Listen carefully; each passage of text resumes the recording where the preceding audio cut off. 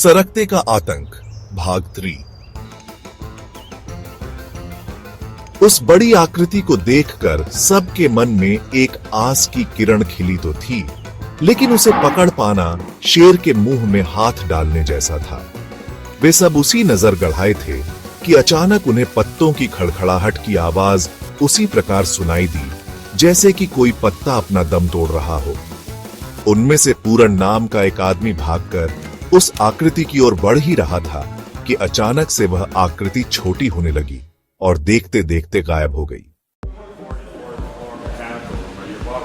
एक बार फिर सबकी आस निराशा में परिवर्तित हो गई। सब लोग पूरन को खरी खोटी सुनाने लगे। सबको लगा अगर उसे सही रणनीति से सही कदम उठाया जाता तो शायद इस राज से पर्दा उठ जाता।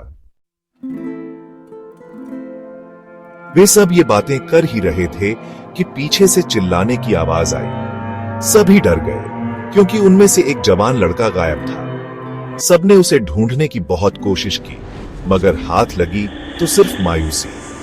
उनके हाथ भले ही खाली थे, लेकिन उनका दिमाग कई अजीब घटनाओं की यादों से भरा था। सुबह हुई और एक बार फिर बैठक बुलाई गई। फैसला हुआ कि जब तक इस रहस्यमय शक्ति से छुटकारा नहीं मिलता, तब तक पहले की ही तरह कोई भी रात को अकेले बाहर नहीं जाएगा। सभी दरवाजे शाम को 7 बजे के बाद बंद कर दिए जाएंगे। ये सब बातें पूरन को रास नहीं आ रही थी। वह बस एक बात सोच रहा था, अब चाहे कुछ हो जाए, वह इस राज्य से पर्दा उठाकर ही रहेगा, चाहे उसे अपनी जान की कीमत ही क्यों न चुकानी पड़े। डर और ठंड के माहौल के बीच कुछ दिन गुजरे ही थे कि गांव के स्कूल हेडमास्टर के नाम पर एक चिट्ठी आई। उस चिट्ठी को भूल पाना उतना ही कठिन था जितना एक हंस को अपने जीवन साथी को भूल जाना। गांव वालों के लिए यह चिट्ठी एक चेतावनी थी, लेकिन पता नहीं क्यों पूरन की आंखों में ठीक वैसी ही चमक थी जो पूर्णिमा की रात चंद्रमा की होती है। आखिर क्या लिखा था उस चिट्ठी में?